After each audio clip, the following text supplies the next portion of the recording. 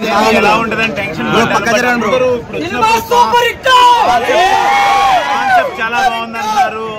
Climax BGM కొత్త హిడింబా తర్వాత మంచి కాన్సెప్ట్ డబుల్ సెలబ్రేషన్ అంతకనే ఆనందం చెప్పండి. శివుడాజ్ఞ ఏమైనా కథలు అంటారు అలాంటిది ఆయన. అయ్యో థ్యాంక్ యూ బ్రదర్.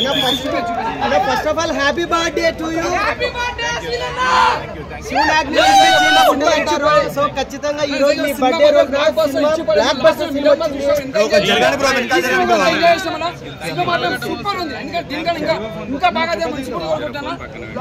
మూవీ మీరందరూ కూడా చూసి మీకు నచ్చితే 10 మందికి చెప్పండి. Thank you. కొత్త కాన్సెప్ట్ వచ్చాను.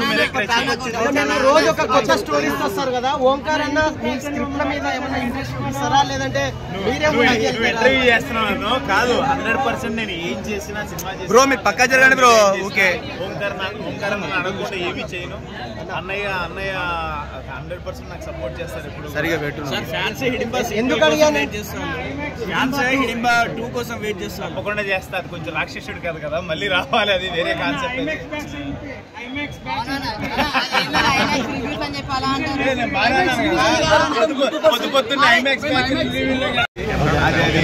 స్పాయిలర్స్ చేయకండి, సస్పెన్స్ చేయకండి, బయట పెట్టకండి. మీరు అందరు చూడండి. చక్కగా పిల్లలకు నచ్చే అంశాలు ఉన్నాయి, ఫ్యామిలీ ఇష్టపడే వాళ్ళు ఉంటారు. చాలా డిఫరెంట్ కాన్సెప్ట్. మీరు చూసి నన్ను ఎంకరేజ్ చేయండి. ఫైనల్ గా మాట సీరెడ్డి మీద ఒట్టు. Cinema super hit. సినిమా చాలా బాగుంది. దేవుడు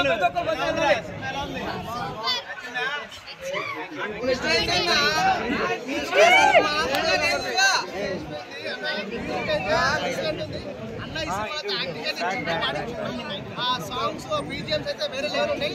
ఇంటర్వెల్ తర్వాత సినిమా వేరే హైప్ అన్నమాట. అయితే గూస్ బంప్స్ అయితే తప్పకుండా డైరెక్ట్ వచ్చి చూడండి సినిమా.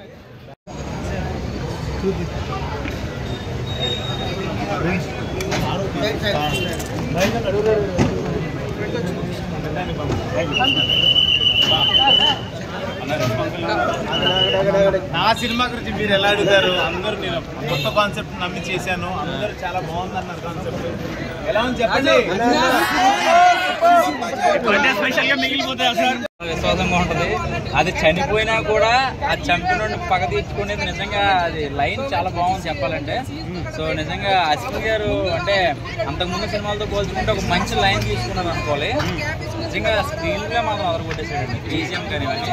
సో శివుడి కోసం అనుకున్నాం కానీ లాస్ట్ దాకా కూడా మనకి శివుడు అంటే మనకి హనుమాన్ సినిమాలో లాస్ట్ హనుమాన్ ఎలా వస్తాడో ఈ సినిమాలో కూడా శివుడు రావడం గూస్ బంప్స్ వస్తాయి. పర్వాలేదు సినిమా ఎక్కడ డిసప్పాయింట్ చేయలేదు. అండ్ అంతకుముందు సినిమాలతో పోల్చుకుంటే ఎక్కువ ప్రమోషన్ చేసుకోవడం లేదా దానివల్ల ఏదో డిసప్పాయింట్ అయినట్టు అనిపించింది కానీ దీనికి తక్కువ ప్రమోషన్ చేసుకున్నాడు. ఎక్కువ రిజల్ట్స్ త్వరలో చూస్తారనమాట. సాటిస్ఫైడ్ అన్న సినిమాకి? సాటిస్ఫైడ్. నిజంగా చెప్పాలంటే అసలు ఇంట్రెస్ట్ గా ఉంది. ఏదో ఒక క్రైమ్ స్టోరీ లాగే ఉంటుంది చెప్పాలంటే. అక్కడ ఎక్కడ బోర్ కొడుతూ ఉండదు. అసలు వస్తూనే ఉంటది, సీన్లు వస్తూ ఉంటాయి.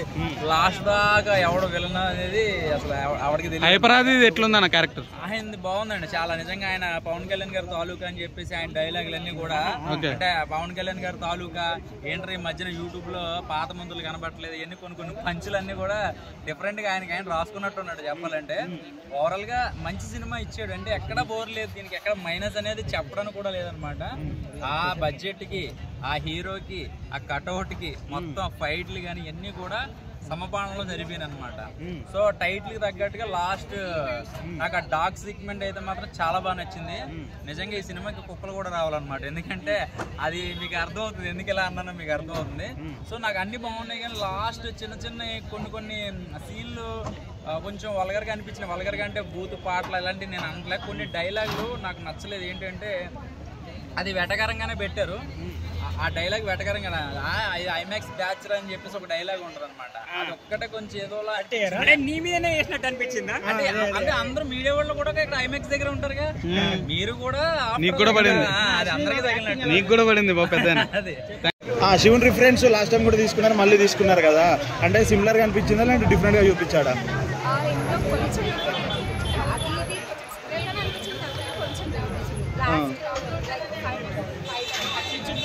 ఫైటింగ్స్ ఎలా అనిపించాయి? ఇప్పుడు రాము పూరిజన వాళ్ళిద్దరు కాంబినేషన్ ఎలా అనిపించింది? అంటే మళ్ళీ బ్లాక్ బస్టర్ కాంబో మళ్ళీ రిపీట్ అయింది అనుకోవచ్చా? ఒకసారి చూడొచ్చు. అంటే 1 మించి ఉందా మూవీ? అంటే 1 మించి ఉంటుందా మూవీ?